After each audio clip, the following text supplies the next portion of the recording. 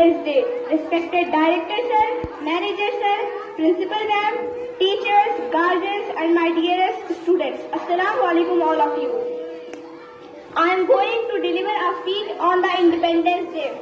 Before 15 August 1947, India was not a free country, but all Indians called the British, subjects of British government from first revolution that transpired 1857 to 1947. Almost 200 years Indians fought to get freedom from English. There are many accidental events occurs during protests against British rule as civil disobedience movement, Bharat Chodo Andolan, Do or Die movement, Go Back, Simon Commission, etc.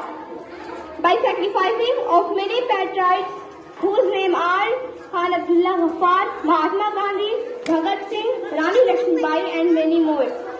At last we got freedom on 15 August 1947, from where we are celebrating this day every year. Thank you.